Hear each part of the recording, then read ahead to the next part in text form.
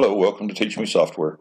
So if you've got one of the newer versions of Photoshop, you've probably noticed that sometimes you bring photos in, you do some editing, whatever you do with them, add some text to them, and you try to save them, and you can't save them as a JPEG or a .png.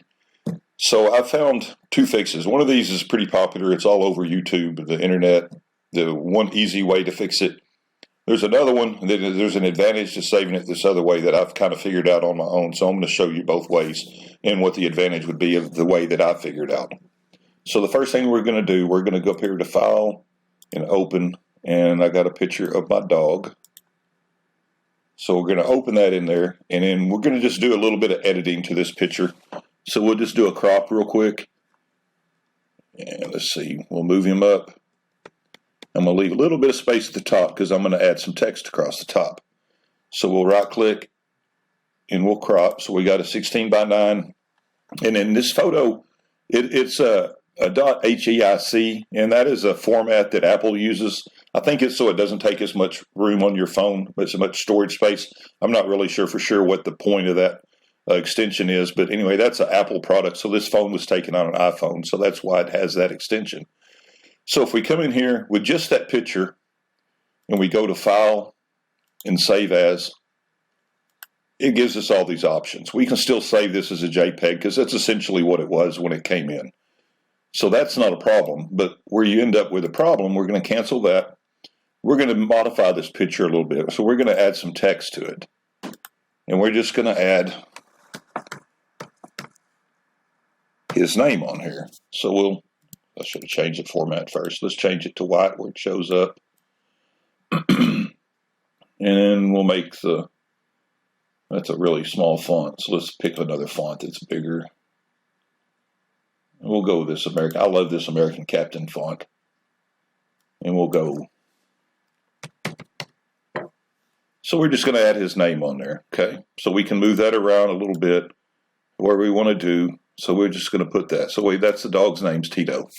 So now we got that on there. So now this has become a different picture than what it was when we just cropped it. So you come up here to File and Save As, and these are the options that it gives you. There's no JPEG, there's no PNG, there's no way to do it, okay? So the easy way to do it if you don't care about having duplicate copies is you can come up here and you can go File and you can hit Save a Copy.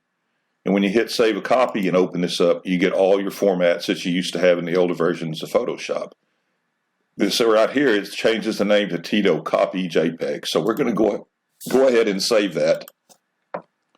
Before I hit Save, you look right here. The name of this file is still the original name, Tito.heic.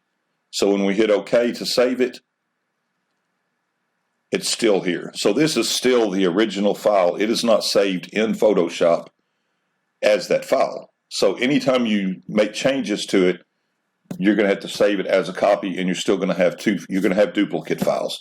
May be a big deal to you, may not be a big deal. I prefer it to be whenever I make changes to something and save it, I want it to be saved as this photo. It's really not saving this photo, it's saving the copy that's on your hard drive. So we come in here and look in that folder.